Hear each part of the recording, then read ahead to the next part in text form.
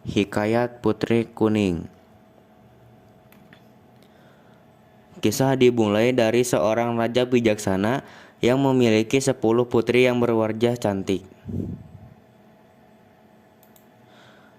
Dikarenakan istri raja telah meninggal, seusai melahirkan anak bungsu, maka ke-10 putri dijaga oleh pengasuh kerajaan.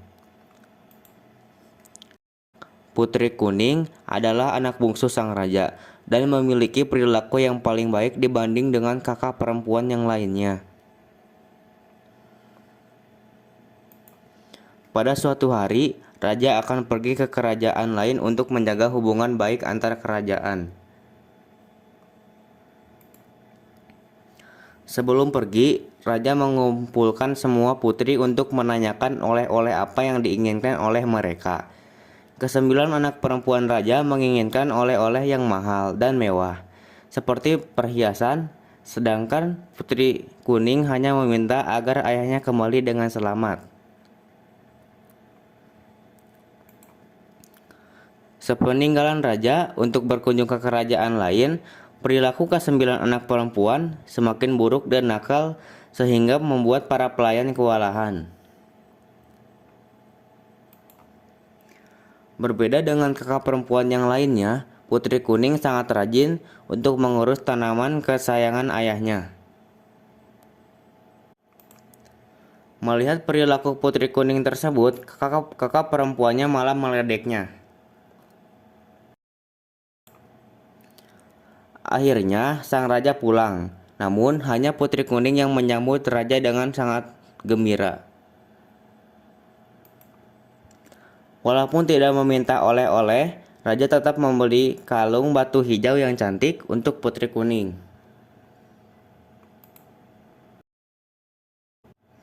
Keesokan harinya, semua putri berkumpul untuk mendapat oleh-oleh dari sang raja. Putri Hijau iri melihat kalung berbatu hijau yang dipakai oleh Putri Kuning.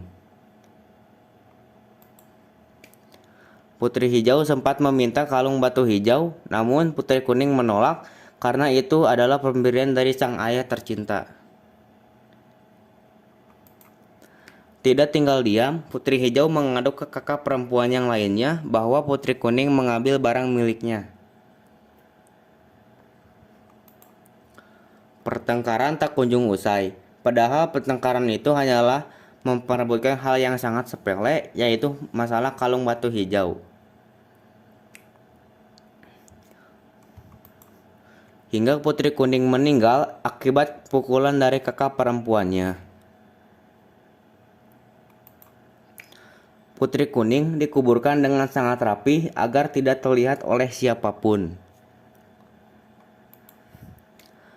Raja merasa heran karena tak pernah melihat Putri Kuning beberapa hari terakhir. Sang raja akhirnya memerintahkan semua penjaga dan pelayan untuk mencari Putri Kuning. Namun hasilnya nihil. Raja dan para pelayan tidak menemukan kepergian Putri Kuning. Sang raja merasa sedih dan menyesal karena tidak mampu mendidik putri-putrinya dengan benar.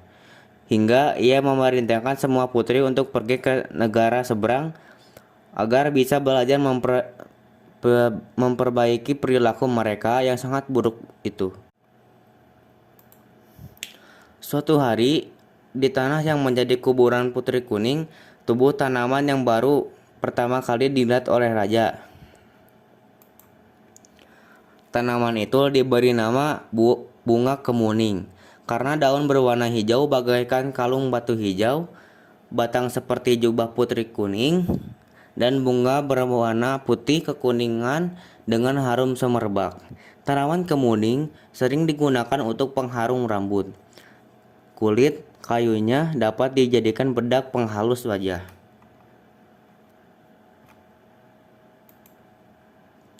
Pesan moral: sebagai saudara, kita harus akur dan saling menjaga, jangan saling iri dengki dan bertengkar hanya karena masalah sepele yang bisa diselesaikan dengan cara kekeluargaan.